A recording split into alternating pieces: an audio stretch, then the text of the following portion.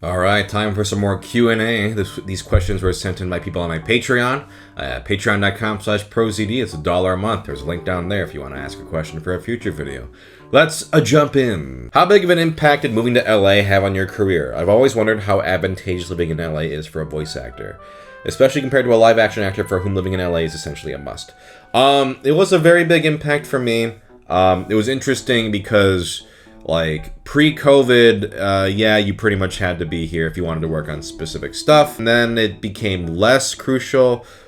But I will say that I always go into the studio to record. I don't have a home studio record setup at all. And I prefer that because I like working with the engineer and the director directly if possible. It was definitely helpful. And I think getting that FaceTime is useful too. But with that said, there are plenty of voice actors who don't live in LA who still do quite well. It was definitely helpful in the beginning to get my start and my momentum going. I still prefer to record in studio anyway. What are your thoughts on mac and cheese? Has Kraft had its day? I fucking love mac and cheese, and Kraft Blue Box, I love that shit. I mean, I did a video recently, just an excuse to just eat more Kraft mac and cheese, right? To me, Blue Box Original is like the GOAT. I will always eat that, and I will always eat a whole box in one sitting, even though you're supposed to eat like 2 servings or whatever. Nope, that whole box is a serving. I will crush a box of Kraft Mac, easy, no problem. Do you prefer stories that are mostly written by one person, like in manga or novels, or prefer works where a new writer takes the helm every few years? I mean, I'm open to any story that's good, but if I had a preference, it would be a singular person's vision throughout. Just because when you bring in like a new showrunner or a new writer, there does run the risk of like, oh, it just kind of gets worse or doesn't go the way the original creator was intending. Even if an original creator's work gets bad, at least it's like, well, they had a vision and they stuck with it, so I can kind of respect that.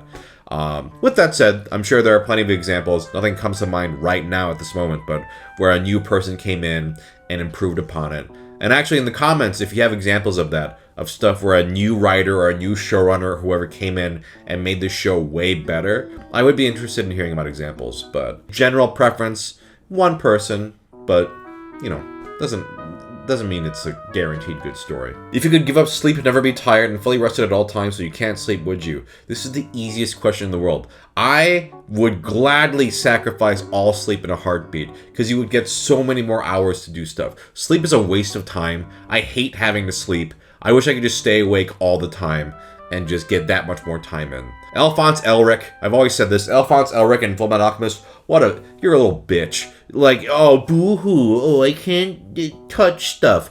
Fuck that. You could do so much shit with that free time. Give me that free time, Alphonse Elric. Please make how to voice as Senshi. Okay, I mean, I can just do it, so I would say, starting off, so this is just how I sound. So, first off, pitch is lower like this. And then you add some texture. A little bit of gravelly, just that kind of stuff. And then you have to give it a little bit of folksy vibe. That's really the best way I can describe it. So it's like, go deep, texture, and then make it warm. Like, whenever I play Senshi, I want it to have like a warm sound. Like he's just explaining something, and like, also I tend to like, it's not like a hard rule, but if he says cooking, I'll say cooking. Just do some cooking.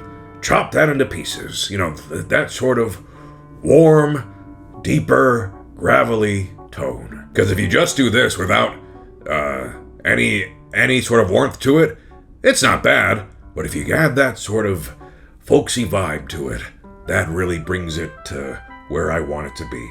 So, yeah, that's generally how I do it. Are you much of a trading card collector? If so, what different kinds do you collect? Is this a hobby you picked up in childhood or more recently?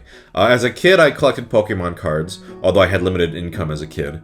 I played some Yu-Gi-Oh! I didn't collect them, but I did have like a deck. Nowadays, I collect quite a bit. I collect the One Piece card game. I try to get full sets of each set. Lorcana, I do the same thing, full sets of each set. Not including enchanted cards or full arts, that's ridiculous. But like mainline sets, I did get into Final Fantasy Magic. I collected a full set of that. And then Pokemon cards, I've been buying quite a few lately. It's dangerous when you have more income as an adult for your stupid hobbies. But that's what I collect, and it's a hobby I did casually as a kid, and as an adult now with some extra cash, I'm like, yeah, I do collect. I love collecting shit. Are there any anime that are equal or close to your love for Chihaya Furu? Favorite shoujo/josei manga? I would say in terms of close to Chihaya Furu, I love Sound Euphonium a lot. Monster is great. That's also a great show. I'd say those two come close to my love, especially Sound Euphonium. I don't know, that shit is just made for me. In terms of shoujo/josei manga, I actually have not read a lot of josei, even though Chihaya Furu is a josei manga. But I've seen shows, so I'm looking at a list here, like Princess Jellyfish, I've seen the show. Nodame Cantabile, I think that's a great show. So I've seen stuff, but I haven't read them, and I should remedy that. I should actually, like, take the time to read some of this stuff.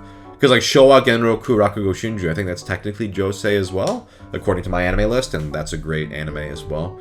As far as shoujo goes, I think Fruits Basket is really good. That was a series I, like, unfairly wrote off. It's just like, you know, they're turning into animals, who cares? And I was like, oh, there's actually a lot of thought put into this. Ouran High School Host Club's a fun one. I did actually read all the manga. You know, there was one that, I was doing this thing where I was borrowing a bunch of shoujo manga from a friend, just because, again, I'm not well-versed in, or I wasn't as well-versed in shoujo manga as I would have liked to have been. And there was one that she lent me, Kitchen Princess. I don't want to say surprisingly, because that's not fair to it, but, like, I wasn't expecting to like it as much as I did. That one was really good. Let's see. I also just finished reading Boys Over Flowers, and I will say, even though the characters act extremely irrationally, and there's a lot of melodrama, shoujo manga does have this great melancholy vibe, and, like, I don't know, it's great. For the shoujo manga I have read, I really appreciate the quieter moments and the thoughtful moments. Something that shonen manga tend to go fast, punch. Shoujo manga tends to be more thoughtful, I think. That's generalizing a bit, because I do think both have, you know, shonen manga can also be thoughtful, but I don't know. I like that vibe in shoujo manga. So I'd say Fruits Basket is probably my favorite. There are scenes in that still stick with me. Do you audition for voiceover roles yourself, or do you have an agent/studio that helps you or recommends auditions/roles? I do get sent auditions directly, and then my agent also will find auditions for me. So it's a mix of both. But having an agent does help, but I will say a common question is, how do I get an agent? How do I get an agent?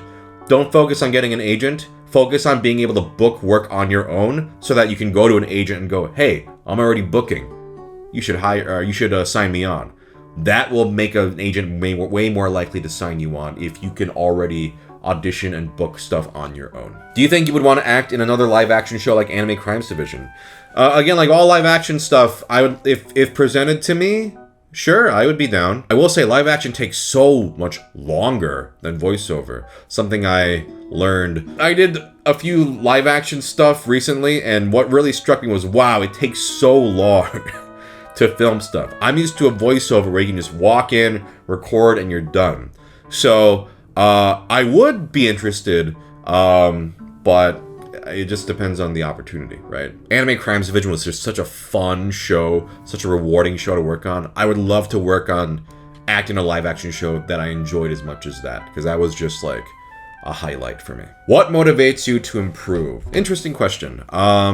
If you're talking about work, like voice acting, the cynical answer is so I can keep working. But I will say there is a general, like, feeling of accomplishment with any creative endeavor or skill or whatever, where you can go, man, looking back at myself like 5 years ago, 10 years ago, wow, I've really improved. That alone is very satisfying. I'm someone who likes grinding in video games, so like grinding, getting better. There's a general sense of grinding I do enjoy, and then getting to kind of look back and go, man, look how much better I've gotten. Look what I've gotten to do. That alone is also very satisfying. So it's fun and fulfilling. That's a simple answer, but that's how I feel. All right, that was this Q&A video. If you want to submit questions for a future video, my Patreon is patreon.com/ProZD. That's $1 a month. Otherwise, I'll see you in the next one. Peace.